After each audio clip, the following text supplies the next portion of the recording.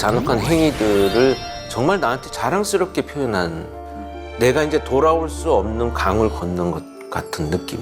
이런 얘기들 진짜 어디 안 나왔을 건데. 네, 안녕하십니까. 그알 채널을 담당하고 있는 보준입니다. 오늘 그 특별한 손님을 모셨는데요. 인사. 네, 안녕하세요. 권율영입니다. 반갑습니다.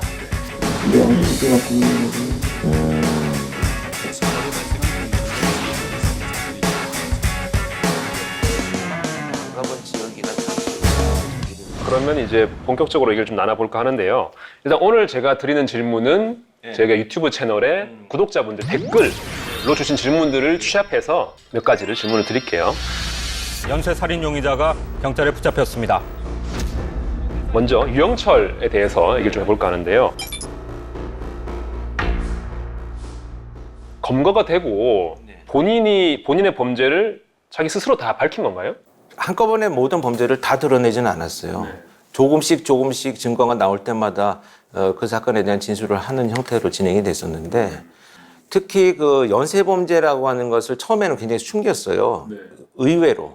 왜냐하면 연쇄범죄자들의 특징 중에 하나가 자기 범죄를 끝없이 이렇게 자랑을 한다든지, 오히려 다 드러내고 더 나머지 사건까지 자기 거라고 이렇게 그 과대포장을 하는 경우가 많은데, 해화동에서 침입범죄를 저지르고 나오던 중에 찍힌 그 뒷모습을 제시를 했을 때, 그때부터 이제 자기가 다른 모든 범죄와 관련이 있다는 것을 드러내기 시작을 했죠.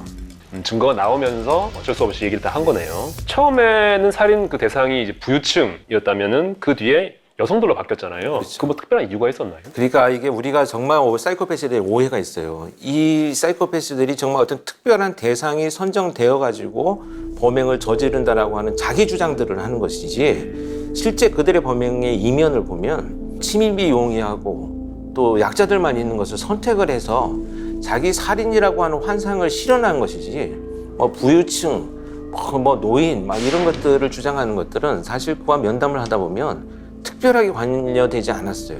오전 11시부터 오후 2시까지가 침입범죄의 시간이었어요. 4건 다.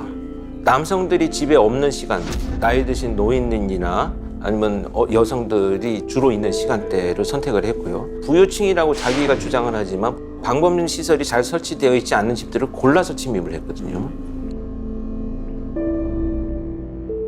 이 여성들은 세계적으로 연쇄살인의 피해 대상으로 가장 많이 선택됩니다. 실종이 되어도 누군가 아무도 찾지 않기 때문에 그런 특성을 갖고 있는 대상을 선택했다, 이렇게 봐야 되겠죠. 수법을 바꿈으로 해서 살인의 어떤 환상을 좀 더 키워나가는 과정이다, 이렇게 봐야 되겠죠. 이 계기로 여성들이 함부로 몸을 놀리거나 하는 일이 없었으면 하고, 부유층들도 좀 각성했으면 합니다. 합리화죠. 자기 합리화. 그러니까 피해자를 선택한 약자들을 선택하고 범행을 한 자기 합리화입니다. 여성들이 부를 때 공중전화가 아니라 휴대폰으로 연락을 한 것이 잘 이해가 안 된다. 지금 유영철이는 오만해지기 시작을 합니다. 그래서 자기 범죄가 드러나지 않을 것이다. 자기 휴대폰으로 끝없이 전화를 해서 실종이 되어도 아무도 찾지 않고 수사의 대상이 안 될 거다라고 하는 그런 자기 확신이나 오만이 저는 있었다, 이렇게 봅니다. 그런 것들이 이제 허점을 남기게 된 거죠, 사실은. 그 유영철 초기 사건 경우에 네. 뭐 신사동, 구기동, 네네. 삼성동, 해화동 이렇게 자음이 반복되는 장소가 노렸다. 사실 미국에서는 이런 유사한 사건이 있습니다. 이니셜이 같은 이어지는 범행을 저지른 연쇄살인이 있었어요. 근데 사실 이 사건은 전혀 관련이 없습니다. 왜냐하면 범행을 저지르는 중간중간에 수사망을 흐트러뜨리기 위해서 전혀 다른 지역들을 이동했다라고 하는 것을 진술을 했었거든요. 근데 그것들은 다 실패를 했어요. 이런 걸 보면 거기에서 만약 성공을 했다면 이런 추측들은 안 나왔겠죠. 우연의 일치라고 봐야겠네요. 우연의 일치라고 봐야 됩니다. 그리고 그런 얘기도 있었어요. 교회 옆에 있는 집만을 골라서 범죄를 저질렀다. 이거는 그거는 사실 어느 정도는 좀 있다고 봐요. 사실 실제 큰 교회들이 있긴 했어요. 4군데 다 있는 건 아니고 3군데가 있었는데, 아무리 열심히 신께 기도를 해도 사람은 눈앞에 보이는 범죄를 피할 수 없다는 것을 자기가 알려주고 싶었다는 얘기를 워딩을 했었어요. 왜냐하면 자기가 법정에서 구속만 되지 않게 해준다면 개과천선해서 살겠다라고 기도를 했는데 실형을 받았다는 거예요. 정말 간절히 신께 요구를 뭔가 했었는데 안 들어줬다는 거죠.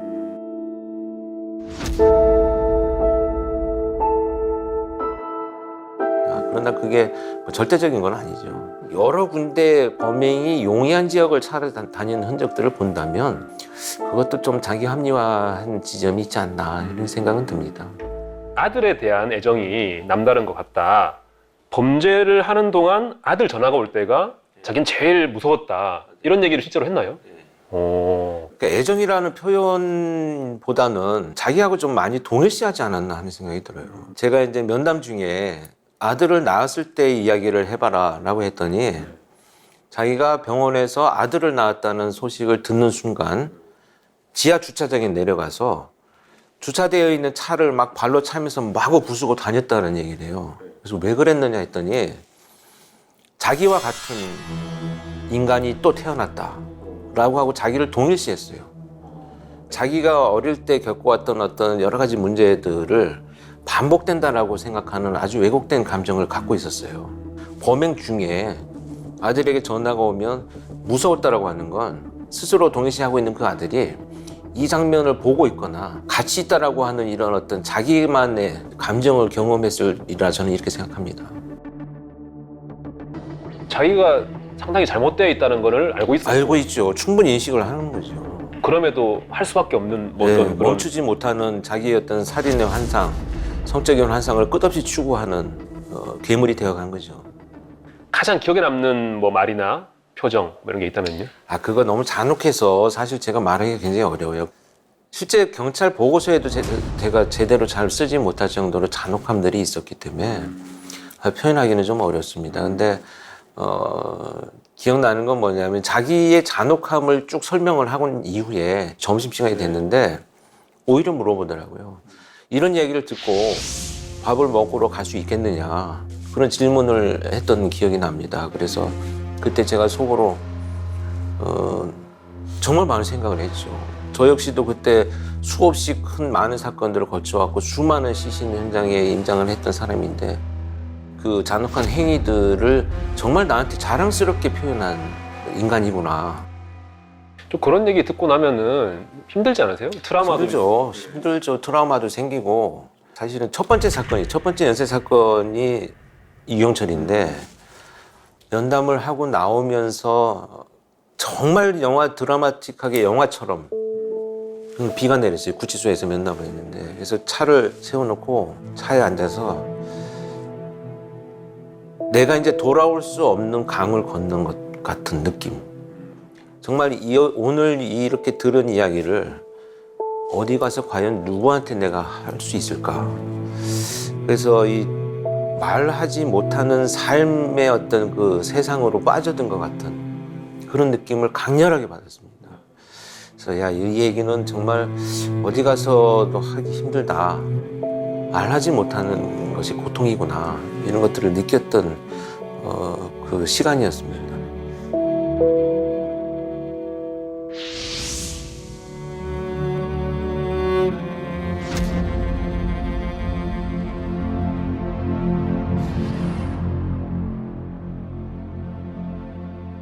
그 영화 속 드라마 속 프로파일러가 실제 그 모습하고도 좀 비슷한가요? 그것이 알고 싶다나 인터뷰하실 때 보면은 뭐 예리하고 그 말 그대로 드라마 그렇죠. 속 인물들처럼 좀 그런 느낌이 있긴 있거든요. 그렇죠. 판단을 하기 위한 여러 가지 분석들을 진행을 하다 보니 표정들이 좀 나올 수 있습니다만 사실 실제 범죄자를 면담을 한다든지 이런 과정에서는 그에 맞춰서 진행하죠. 냉철한 모습을 보여줄 때는 또 보여줘야 되지만 대부분 범죄자들의 말을 듣는 입장이 많기 때문에 좀 다를 수는 있습니다.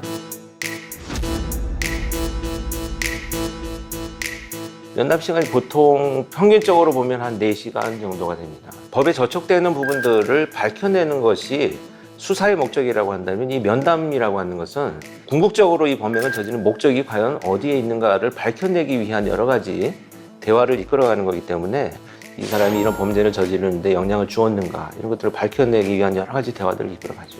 드라마나 영화에서 보듯이 통유리가 있고 그 안에 단둘이 이렇게 마주보고 앉아서 얘기를 진행하는 건가요? 네, 보통 그런 환경이 진행이 되고 그 통유리라고 하는 것이 이제 밖에서는 볼 수 있는 장면이잖아요. 제가 면담을 만약에 하고 있다면 저희 팀원들이 밖에서 모니터링을 합니다.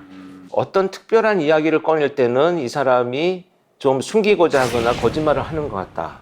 그런 것들을 이제 밝혀내죠. 체크를 하고 있으면 중간중간 쉴 때 아까 그 대화를 나눌 때 이 사람은 약간 뭔가 숨기고자 하거나 거짓말을 하는 것 같다라고 하면 다음 시작하는 면담에서 그 부분을 다른 형식의 질문으로 다시 해서 정말 실체를 밝혀내기 위한 면담을 진행하죠. 흉악범들과 면담을 하셨는데 직접 그 면담을 어떻게 하는 건가요?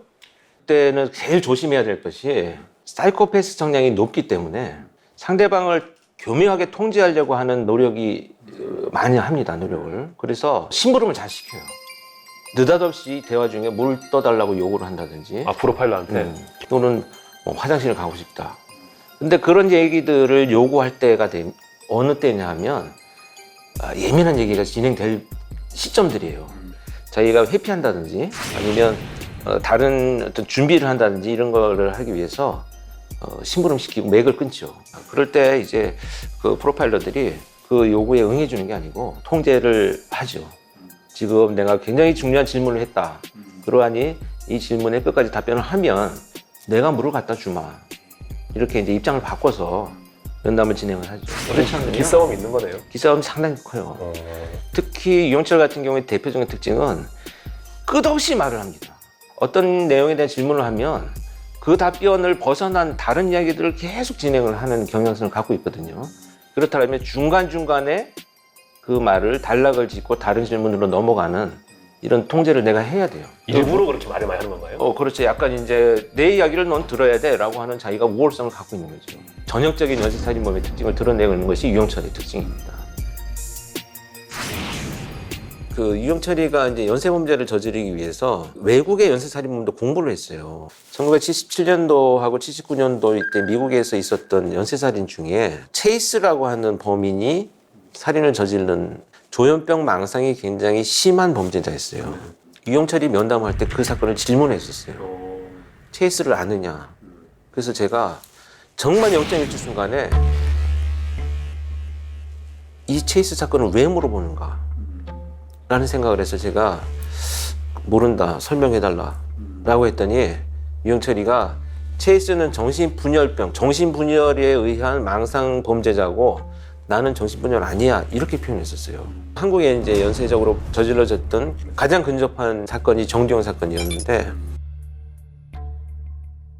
그리고 정두영이 범행 후에 피해자 위에 이불이나 옷가지를 덮어주는 행동, 이건 어떻게 해석을 해요? 그거는 정두영뿐만 아니고 대부분 현장에 시신이 버려져 있을 때 버려진 시신을 자기도 보기 싫어서 덮어놓는다 이런 표현을 많이 하거든요. 기본적으로는 이들도 그런 사망한 끔찍한 피해자들을 보면 어떤 감정을 느끼기는 한다는 거죠. 그런데 정상적인 사람들이 느끼는 것은 죄책감이나 정말 자기 행위로 인해서 정말 어쩌다 실수를 해서 사람이 사망했을 때 느끼는 정말 이런 감정들이 정상적인 감정이라면 이들은 감정을 느끼긴 하지만 그 감정이 정말 사물을 대하는 것처럼 그냥 보기 싫은 장면에 불과하다 이런 표현들을 많이 하죠.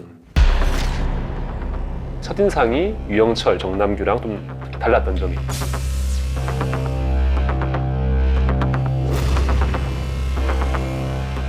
처제를 살인한 이 사건이 의도가 있지 않았는가 생각이 들어요. 의도라는 지금 그런